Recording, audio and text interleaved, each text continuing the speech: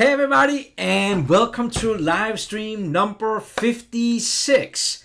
Today is Thursday. It is August 17, 2017. Spitting a little bit. Thank you so much for joining me. Really appreciate you taking the time. If you're watching this, you are watching the recording. I'm just going to move my monitor a little bit here. You're watching the recording. We haven't got anybody in the live stream just yet, but we will in just a few seconds. Really appreciate you are taking the time to join for today's topic. What is Fusion 360? Moving from other CAM software to Fusion 360. So for example, Mastercam or GibbsCAM or CamWorks. Already see we got a few people in there. We got Jan, we got Tommy, Jacob. Thank you so much everybody for taking the time to join today. These live streams are about 20 minutes to 30 minutes long. If you go down in the description area of the video, you will find my email address, lars.christensen at Autodesk.com. Definitely more than welcome to send me an email with any future topic you would like to see. If you like and you haven't already, I appreciate if you hit that subscribe button and also hit the thumbs up if you like this stuff. And if you don't, hey, put the thumbs down. All right. So, like I said, today's topic is moving from other CAM system. Now, I gotta do a quick kind of like make things clear. This is not a sales presentation. This is not why Fusion 360 is better than any of the other CAM systems out there. This is literally just an email question I got on coming from another CAM system. In this case, it was Mastercam. What were some of the things that I thought would be important to know up front where Fusion 360 are different? Disclaimer, I work for Autodesk. Also, I have used Mastercam for about 10 years in the past. Paid my mortgage with it, made money with it. I know the people at CamWorks, great guys. Like I said, this is definitely not an attempt to try to push somebody from one system to the other.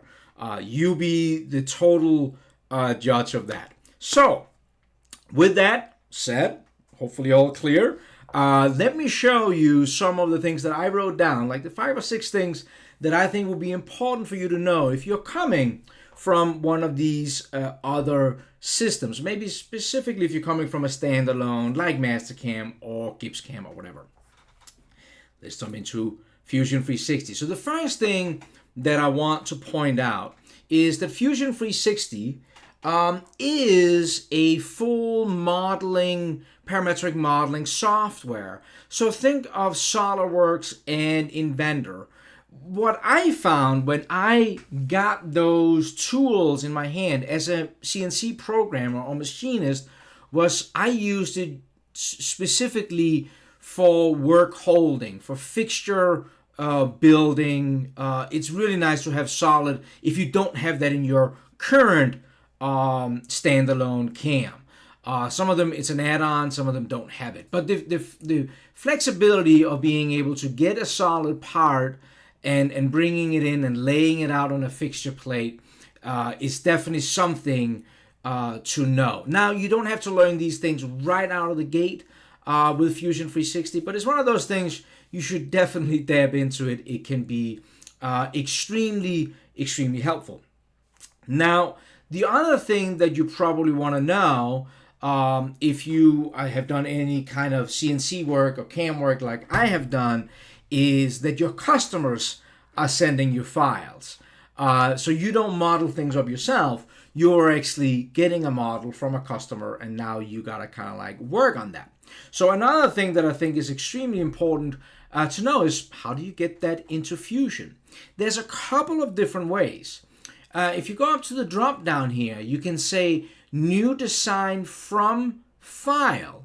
And if you click there, you will see that from here you can open up a couple of different neutral formats such as IGES and step files. Now, if you want to learn more about this whole neutral formats versus other CAD formats, I did a live stream on that earlier, so you can search on that. But if I, for example, go ahead here and click on this step file, you will see that this step file opens up inside of Fusion 360. Now, if you have something like a SolidWorks file or another file that you didn't see in that drop down, if you go over to this little 9 square box over here, you get out to your data panel, and this is where all your saved models kind of like live. And in here, by the way, you can create new folders. So I can go in here and say new folder and call this one my CAM files, for example, if I want to keep specifically just for CAM. So you can create folders like this, and you can of course then double click on them, move into them, and do that kind of stuff. Now, to get to the translators, if I hit the upload button right here, and I then go and hit select files, then I actually get, I could now select that file from the customer. And here you will now see all the different file formats that Fusion 360 can bring in. So including in here are, of course, AutoCAD and other files in here like CATIA, NX files, SolidWorks files, and all those formats. So this is here you would select these files to work with them in here. So that's how you bring them in. On the little upload button, you get this little menu here, and that's where you can go and select whatever file format that you want to bring in. I think hope that is kind of helpful. Now, a couple of things that I want to talk a little bit about also in this space. There's two things. If you have ever worked with some other CAM systems, first thing you might be used to is how are you looking at the parts. So up here in Fusion, we kind of like have a top we can click on. You can click on a front. In some CAM system, those things are extremely important. Don't worry too much about that inside of Fusion 360, because when we go into apply our toolpath, that will actually, at that point, we will take all that into consideration. So you don't have to worry too much about that when you're bringing a file in, how it is oriented. Though I want to show you a quick tip, though, because if my part is coming in, now I'm lucky, of course, in this case scenario, this part is coming in kind of like what I would call top, looking down at it, right? And to me, even though I say it doesn't really matter, don't worry too much about it, it still frustrates the heck of me if it does. Well, what you can do is if you go normal to the face that you want to be up. So if I clicked on this face here, and if I click down on this little look at, you will see that's one way I could look normal at a face. I could also have clicked on this one here. Now, what you can do now is if I right click on that view cube up there, I can actually control that I set the current view to top.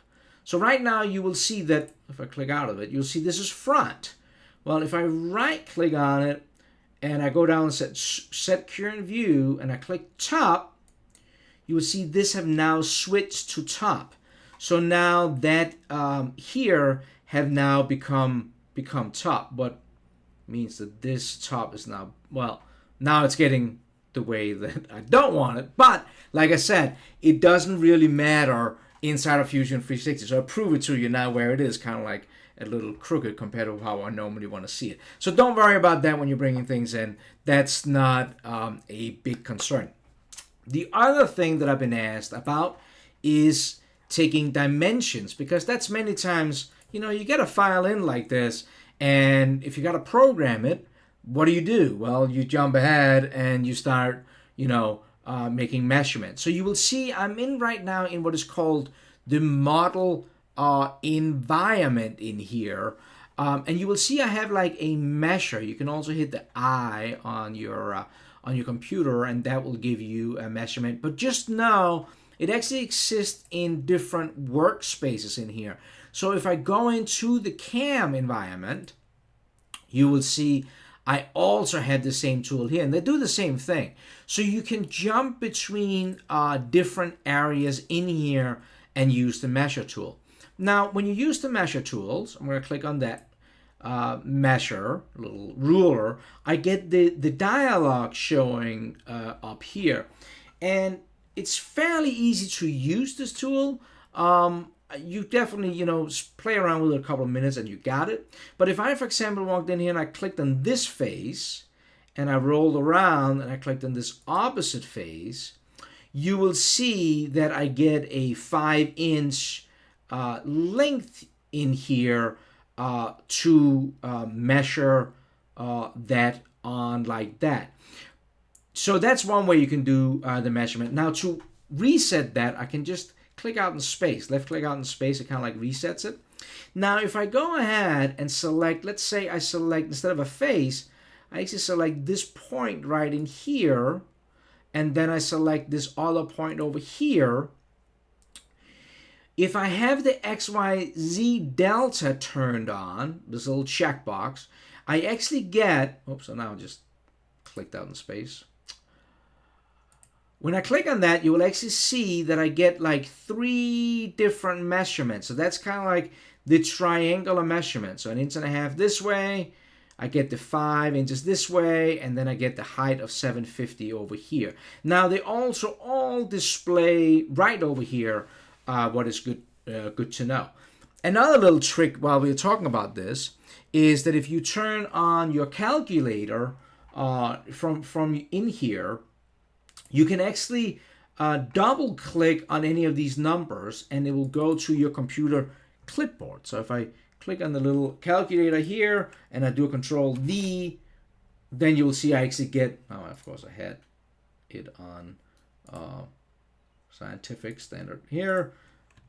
You will see that I get that number when I Control V it in here. So that's another little nice thing. You don't have to sit here and, I used to have like a notepad on, right in front of me, so I could write all these different numbers down. You can actually just double click on them and they are in the notepad. The last thing I want to show you with the measuring tool that is kind of handy is, as I'm hovering over here, you will see that I'm just selecting this face. I hope you can see that.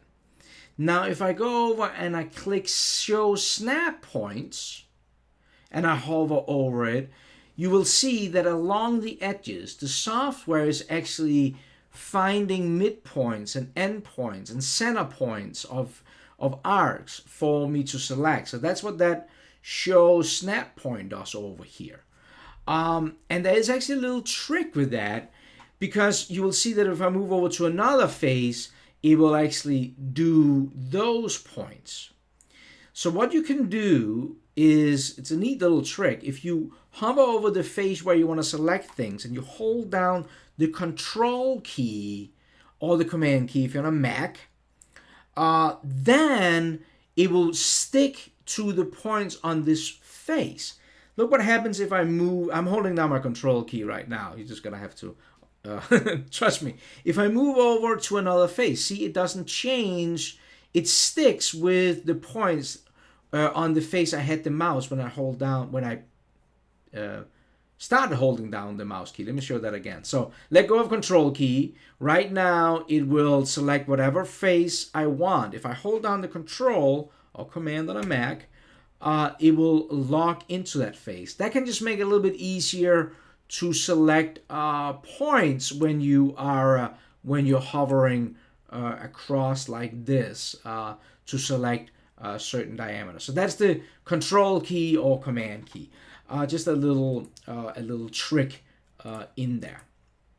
All right, just a couple of more things I want to point out that I think is important to know if you're moving from another CAM software. Now, again, like I said in the beginning, I'm really not trying to telling you that Fusion 360 is better than any other CAM system. I just wanted, if you're coming from those, you're testing out Fusion, I just wanted to kind of like give you what I think is important. So I said before, don't worry about what is up and down. Like right now, you will see that because I move things around, that the back is now front. I showed you kind of like how to change that camera view. Well, when you go into the CAM workspace, the first thing you always do in here is you creating a setup. And this is why in the modeling environment, we don't give a hoot about what is up and down. So import your models in, and if you just got to do some quick machining, don't worry about what's up and down. When you get into the CAM environment, this is where we're going to identify what is up and down out of the machine. Because in the CAM software, it doesn't really matter, but out of the machine, it's pretty set, right? You're not just flipping your z-axis on your vertical mill. So you click on the setup, and when you do that, you get this little triad gnomon, and this triad gnomon does two things. It tells the software what is up and down out of the machine, and then where you're going to pick up the part. Now, the way we control what is up and down, we are doing that on this orientation tab right here. And here's one of my rules. I only use the first one, the one that is called select Z axis and X axis. That's the only one I select. And if I select that, pick that, then if I select the face, that Z-axis will go perpendicular to this face. So this is how I can flip the direction of this. So I click on that, and it will move that Z-axis up. Now I can then continue on with the X-axis, with the Y-axis, whatever I want to kind of like move around. But that's important to know that that's how you flip it. So that's why you don't have to worry about what is up and down over here. And then over here on this stock point is where we can select where our pickup point are going to be out at the machine, depending on if you're running G54, G55, and in that order. Now, I have a bunch of other videos in regards to how to set this a little bit more specifically. Down in the description area is my email address. You're more than welcome to email me, and I direct you to those. Just search the YouTube channel, I guess. But that is how you're setting this. So don't worry, like I said, too much about this view. It's all controlled in here. To that, there's one other thing that I think is super important that you know when it comes to working inside of Fusion 360. Because Fusion 360 is like a solid modeler, just like SolidWorks or Inventor. You actually don't need a solid to use the CAM functions inside of Fusion. And I have used this a bunch, and I think that this is one of those small things that many people don't know about, you should know about, right? Because if I go in here, and this is just some sketch geometry, actually the sketch geometry I used to create that block you just saw, but this could be, a DWG file, or like you can insert a DXF file from a customer. I used to get this all the time. Actually, maybe that's another live stream topic, how to convert a 2D print into a 3D model. But what I wanted just to show in here is this is just a flat, some sketch geometry. I can actually, with Fusion 360, go into CAM, and I can create a setup right on here. So this was just what you saw before, right? I can go in here, I can select a plane to make this up and down, depending if it's a vertical machine, and I can now go in and apply completely standard toolpath. So I can go in here and say I want to do a facing operation, select the face end mill in here, and I can select a boundary, what's going to be my part. And just like that, I have applied a facing toolpath. I can do the same thing if I wanted to do like a contour toolpath. Go in and select, that tool and select geometry to machine along axes and whatever you want in here. So you can completely, I just messed that up. You can completely derive contours right from sketches. Now, of course, I don't recommend you doing this, every single day, probably on a regular part. But you know what? Sometimes you just gotta get stuff done And this is a completely legit way to that you can machine something like that. Now again, this video is not really an attempt to make a tutorial on Fusion 360 CAM. I just wanted to give kind of like those important things in there. Another thing I have to talk about also, I think, is adaptive clearing. I've gotten a few questions about adaptive clearing. Adaptive clearing is sitting right in here. And what adaptive clearing is, again, there's videos on on all this stuff, is a tool path where the software is actually smart enough to do the calculation between your setup stock and your model. This is one of the really valuable things about working in a with a solid modeler. So what the tool does is it does a constant step over on the cutter. Because it knows where the stock is, it knows where the part is, it can actually go in and do a full cut with that cutter, full depth of cut and full step over. There is some different other systems out there that have something similar. So like dynamic milling with Mastercam or volume mill, I think, with GibbsCAM. I think that's an add-on for them. This is kind of like the same thing with adaptive clearing. So the trick with adaptive clearing is that, as an old machinist myself, I kind of like had to play with it a little bit just to get used to it. But the idea behind it is because you can control how much a step over is on every pass, you can actually go the full depth of the cutter. So now you're machining with the whole side. And I'm just going to show you, as the garbage truck is passing by, I'm just going to show you in a second where you can set that setting. But go with the full depth of the cutter, and then it will calculate a constant chip load on your cutter. Not only does it make you machine faster, but it actually also gives you less tool wear. What is all about money? Well, that's a good thing. So adaptive clearing is maybe something we're going to talk about further in another live stream. We can definitely do that, but you should know about how it works. So the full depth of the cutter is generally how you want to machine with that. Like I'm old school, where you used to go like 100,000s down. You ended up with a cutter that had only 100,000 wear in the tip. Now you can go full depth of the cutter. Be aware of on the passes tab, you have this optional load, and this is where you can control how much you are loading the cutter with.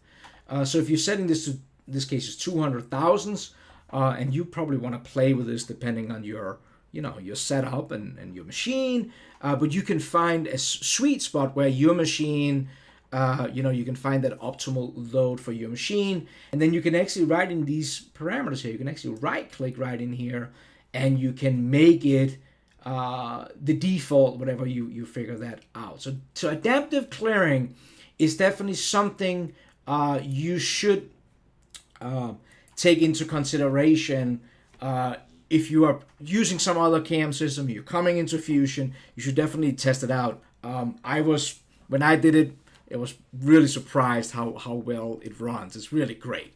And like I said, other software have something similar, so you maybe have played around with something similar, but you should definitely take that for a spin. The last thing I think is important to know if you're coming from another CAM system is post-processors. That is always the question. Well, what about a good post for my machine? So, inside of Fusion, first of all, you can post out whatever all the code you have by clicking up on this little icon here. And this little icon, open up on my other screen, will give you this little dialog box.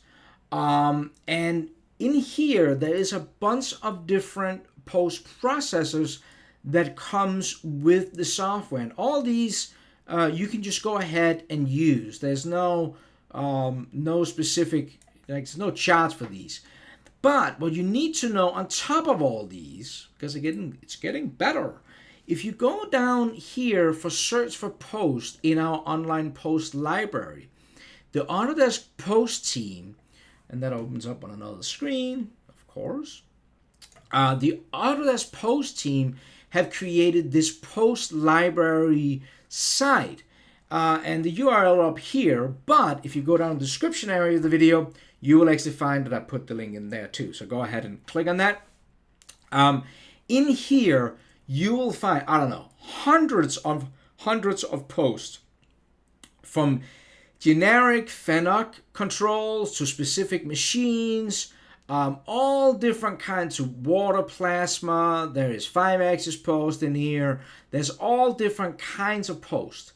And you can go in here and you can get a sample of it. So you can click on that. So here's a generic Haas. You can click on a sample code, and that will actually open up just so you can take a quick look at how the layout is.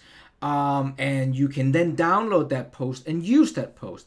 Another thing that is pretty dang cool in here is it actually shows on this website when the last time the team modified it. So we can see here that the Haas post was actually, they made a couple additions to it 10 days ago. The Tormark post was edited yesterday. So you can go in here and see, all these stuff gets updated on a regular basis. That was kind of like the things that I wrote down that I think is important to know if you're coming from another CAM system and you want to test out Fusion 360. So definitely check out the solid environment, because that's one of those added powers being in there. Remember that you can import all the different kinds of formats, and you can also save it out again as neutral formats and so forth.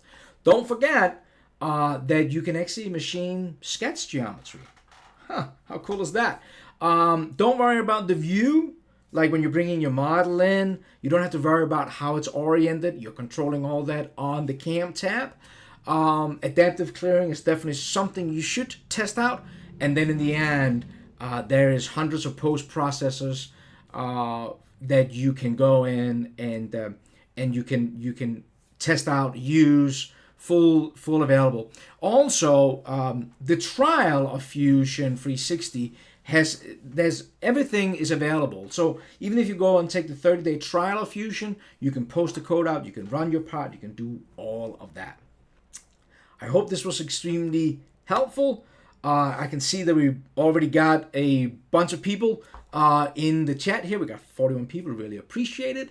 I will do what I normally do. I will end the broadcast here. So if you're watching the recording, thank you so much. Don't forget, give it a thumbs up, thumbs down if you don't like this. Tomorrow, same time, 3 p.m. Eastern. I haven't even figured out what the topic's going to be. So I can't announce that today. I'm sorry. I'm going to have to sit down tonight with a scotch and figure that out. Hopefully something worth for you to come back for tomorrow. So thank you so much, guys. I really appreciate you taking the time. I'm going to end the broadcast. I'm going to jump into the live stream, say hi to everybody, and answer any specific question anybody had. So again, moving from another CAM system over to Fusion 360. Hope that these couple of tips kind of like will help you in that process. Until the next time, have an awesome day. Thank you.